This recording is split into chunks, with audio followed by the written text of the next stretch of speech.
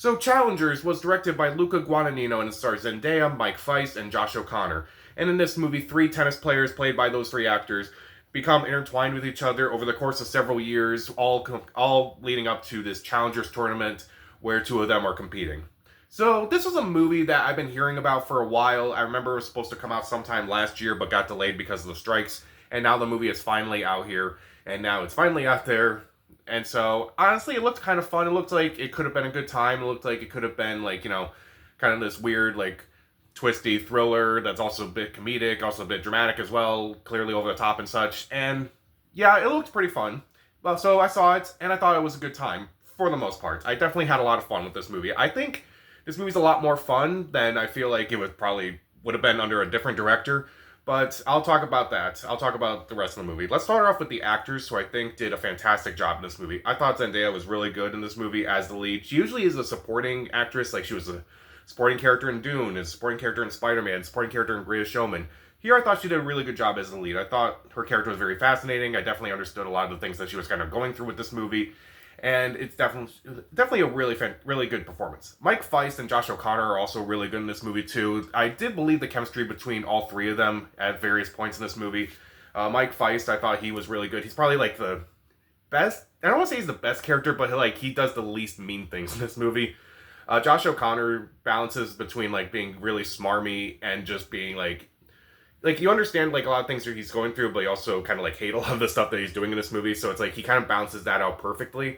I will say this movie too is just pure camp. Like this movie is just incredibly campy, and once you kind of like understand like what the movie's going for, and like it's kind of obvious what they're going for, you can kind of get into it. You can kind of laugh at a lot of the things in this movie. I will say this movie is really funny too, and not just because of the campiness. Like some of the lines are pretty funny. Like some of the situations they're in are pretty funny. There are times where it's like I really wanted to laugh out loud, but like other people were in the theater. But it's definitely funnier than I think it should be. I definitely think it's funnier than it should have been, but at the same time, it does work. It's not like overly funny. It's like a lot of dry humor, but I also felt like it was just pretty funny compared to like a lot of comedies out there. I do think the tennis matches too are incredibly well shot. Like they're kind of I won't say like how, but like the main tennis match, like the Challengers tournament, is pretty fun to watch. Also, some of the ones with Zendaya are pretty fun to watch as well. And like I kind of like never really got into tennis, if I'm being honest. It's kind of a side note here. Like I kind of was always annoyed by it. Like why were the players grunting every time they hit the ball with their racket and such? But it's like this movie, it's like it kind of matches that. It's like oh okay, I kind of get it now a bit. But like at the same time, it's like I never expected tennis matches to be shot like this. They're a lot of fun to watch. I do think the score by Trent Reznor and Atticus Ross is also really good. I thought the score was very well done. I thought it was very energetic. It was just pumping throughout the entire movie. It's like, this is really awesome. I've always liked Trent Reznor and Atticus Ross, but I did think this score was really fantastic.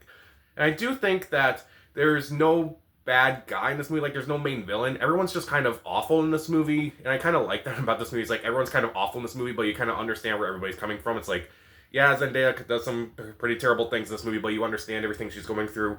Mike Feist, same thing. Josh O'Connor, same thing. Especially Josh O'Connor, which I'm like, he kind of does some really awful things in this movie, but I'll kind of talk about that in my negatives.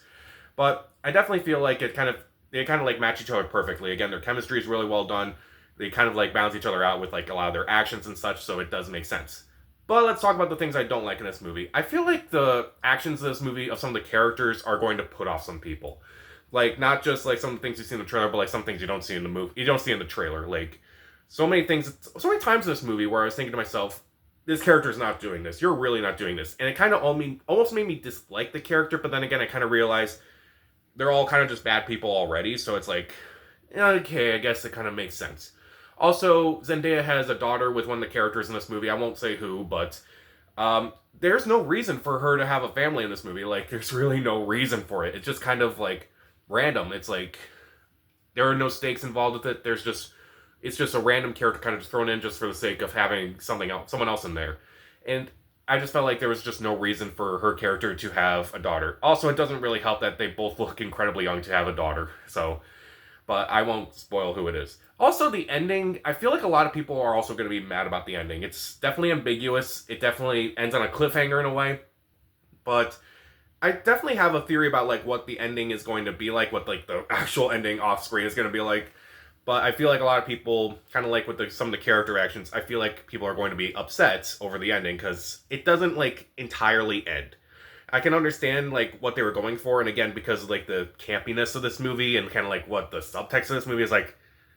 Yeah, yeah, that's kind of what I expected if I'm being honest. So again, just because it's ambiguous doesn't mean it's always going to work.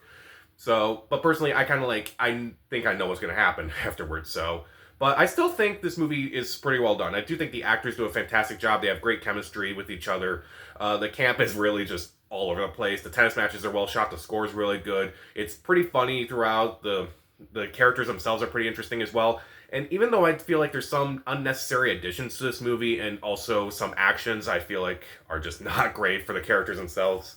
And I feel like the ending maybe too ambiguous if I'm being honest. I still think this is a fun time overall. Definitely something that's not really out there right now. So, hey, at least we have a movie that's out there like this. I'll give Challengers 3 out of 4 stars. See it. So, what's your favorite love triangle in a movie or TV show? Comment down below. Subscribe to the channel. This is Pat. Stay safe.